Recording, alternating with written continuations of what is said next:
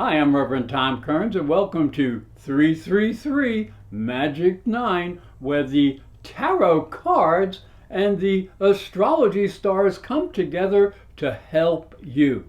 There's a lot of exciting energy coming at you this month, and here's how you can use it to improve your life. I hope you will like this video and also press the little bell for notifications when my new videos come out. The tarot cards that will be used this month correspond with the astrology.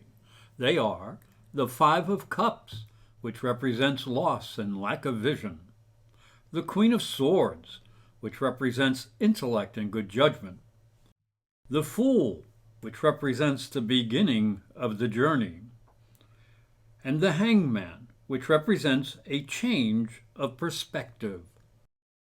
Taurus, the tarot card for the first week of the month is the Five of Cups. It shows the despondent man looking at the ground.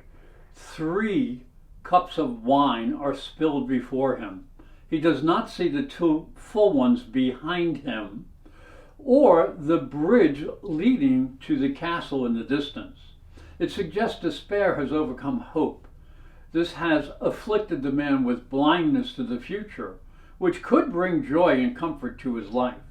The card suggests we need to reassess what we are experiencing and overcome any sense of hopelessness. Now, as we look into the astrology for the month begins with Venus, Mars, and Pluto conjunct. They expose secrets, they instigate violence, and may put leaders in danger. The inner circle is the chart of the United States of America. The outer circle shows the transits for March 3rd, 2022. In the inner circle, you can see that Pluto in the United States chart was at 27 degrees in the sign of Capricorn. On the 3rd, Pluto will be at that degree, Mars will be at that degree, and Venus will be applying to that degree. So that puts a lot of energy on top of Pluto. Pluto represents Hades, the god of the underworld. And so this represents that can be a lot of unusual, deep psychic cleansing that needs to be done. So anyone who has been abusing power will have to be very careful. Mars also is the planet of war, the god of war. And so we've been hearing a lot about war with Russia and the Ukraine. So that's in the news. And speaking of the news, Neptune by transit is in exact opposition to Neptune in the United States chart. And so this is why there's a lot of disinformation in the media, and it is not serving the people very well. Neptune also represents socialism. The Communist Manifesto was written under the power of Neptune. And at the same time, Mars in the United States chart is squaring Neptune in the transiting chart.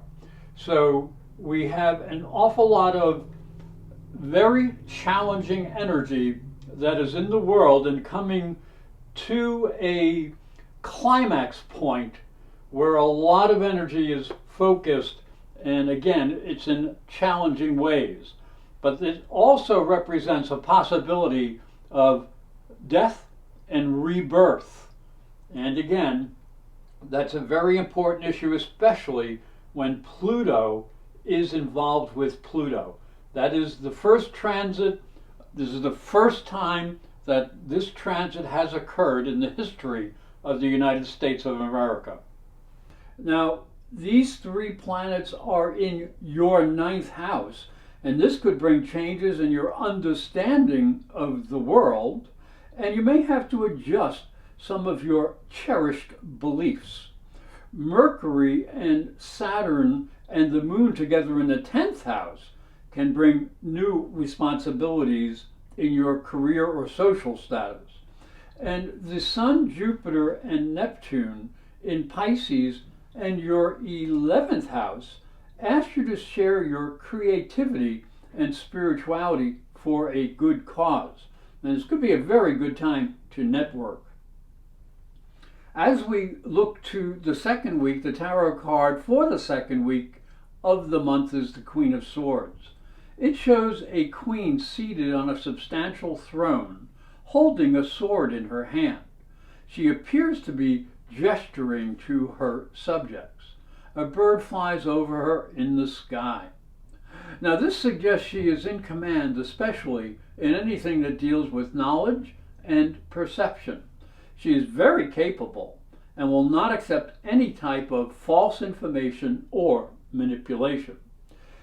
Now, as we look into the astrology, the second week begins with Venus and Mars moving into Aquarius and your 10th house.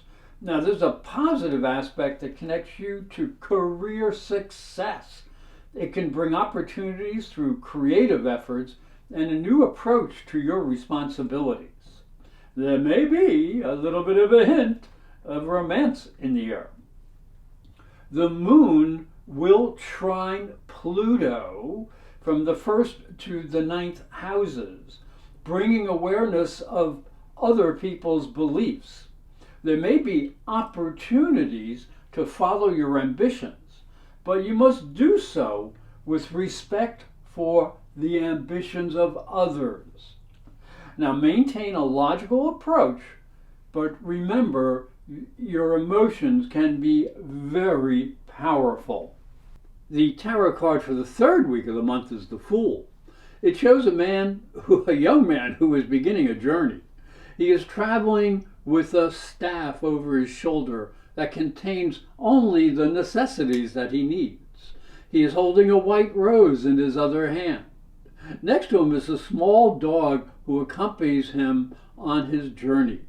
Since he's not looking where he's going, there may be some challenges ahead that he is not prepared for, but he travels on with faith and hope for the future. The small dog represents the instincts that will guide him.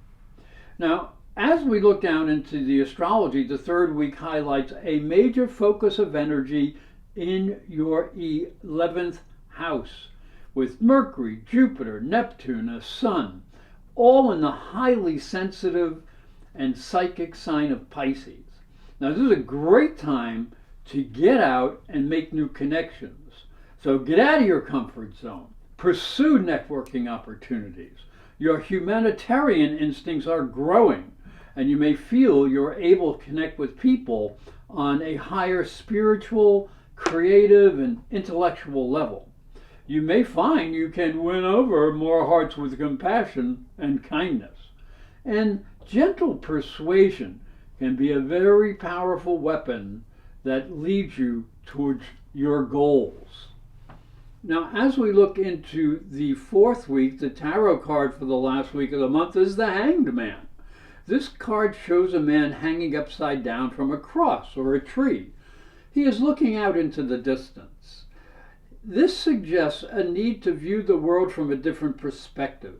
You may have been following along a path that was too predictive and perhaps limiting. By viewing the world upside down, you are given the opportunity to see things in a new way. Rather than being nailed to the cross of materialism, you may start seeing things in a more spiritual light. This leads to inspiration, which can be seen as the halo around the hangman's head. Now, as we look into the astrology, the fourth week has the Sun entering your 12th house, and you may feel some discomfort or confusion. This is a powerful, inspiring energy that can increase your ability to examine your fears and inhibitions, so use it wisely. A little effort can help clear away self-defeating attitudes. Now, Mercury and Jupiter will be conjunct in your 11th house, and this may bring messages from your friends and associates. Listen carefully, for there may be opportunities for success, and this is a good time to network. Now, the Mars square to Uranus suggests that there is a warning that you do not try to control other people and rather control yourself. You need to limit any excess or ridiculous energy. Hi, I'm Reverend Tom Kearns, and this is my story. If you are a spiritual seeker, it may help you on your journey. I believe your spiritual development is as important as your religion. If you look at Christianity, it focuses on the life of Jesus. But Jesus was never a Christian. He was Jewish. If this thought intrigues you, you'll enjoy my new book, Light from Water, Freeing Jesus. It's available on Amazon.com and through fine bookstores. And it may help you on your spiritual journey. Thank you for watching. Thank you for listening. Please like this video, subscribe, and ring the little bell to be notified when new videos come out. And if you'd like to arrange a private psychic and spiritual reading with astrology, just go to my website, internetpsychicreadings.com or professorastrology.com.